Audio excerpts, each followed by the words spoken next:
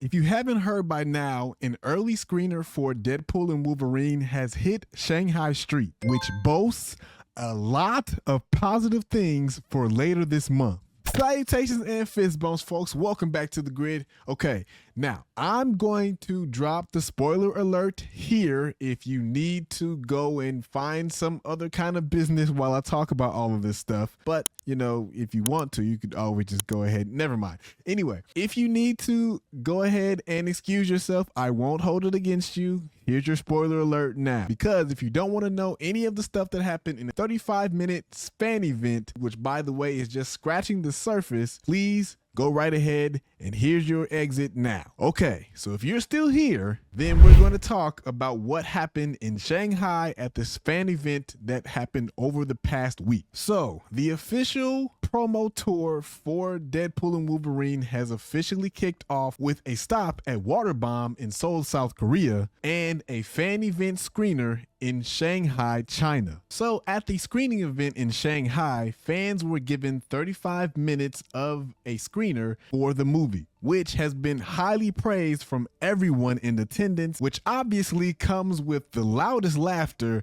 where Deadpool is possibly breaking the fourth wall with cynical irony and a lot of his classic self-mockery, which it's not a Deadpool movie unless you have that. But we also get some jokes here and there because of the Disney-Fox merger that, if you don't know the backstory of that, it's kind of hard to follow. But the gist of it is, the groundwork for whatever happened with the merger between Disney and 20th Century Fox is literally the whole centerpiece for this entire movie actually becoming a thing inside the MCU. Ryan Reynolds and Hugh Jackman also mentioned that this movie hinged on the fact that Wolverine would be wearing his yellow suit. In fact, when Hugh Jackman actually had a conversation with Feige, he insisted on having Hugh Jackman wear the classic suit from the X-Men comic, or otherwise he wasn't going to give the green light on this project at all. But it is now also further confirmed that the ending of Logan will not be touched in this movie at all, because the Wolverine in this film is a totally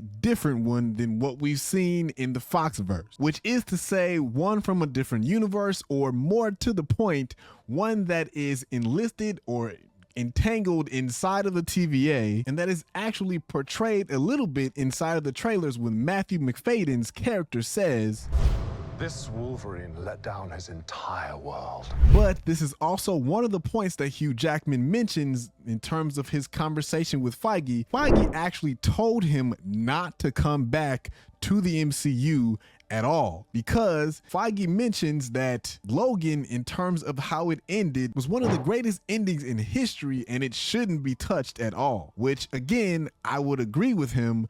But because of the way that this story is going to play out, it actually makes sense with the multiversal situations that are all going to happen. And we've already seen Goliath as well, so it makes sense that we probably will get a very gory ending to the storyline of Logan. Now, I did a spoiler warning at the beginning of this video, but I'm going to be nice and do one more right here, because we're going to talk about all of the things that the screener actually revealed. Now, I'm going to be as vague as I possibly can in terms of what actually was revealed, but this is a movie that is violent and funny, as we would obviously expect. A great score and a lot of emotional ties, or pulls at the heartstring, if you will. As I said earlier, it also has a very violent connection or ending connection to the Logan film, and it's probably going to explain why Goliath is there, or have something to do with Goliath at some point. But we will get a complete bookend in terms of what happened in Logan and why we are seeing a different Wolverine in this movie. There's a potential scene where Deadpool takes something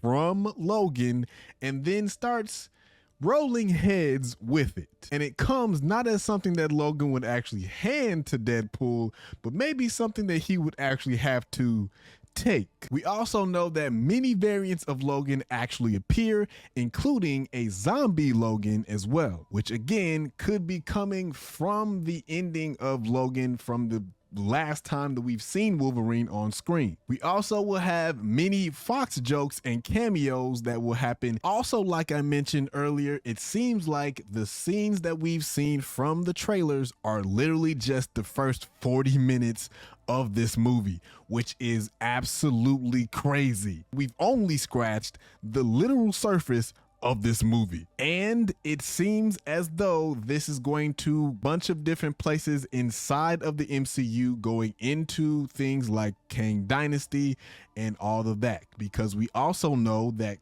the MCU or Marvel itself wants to keep around Kang as a character.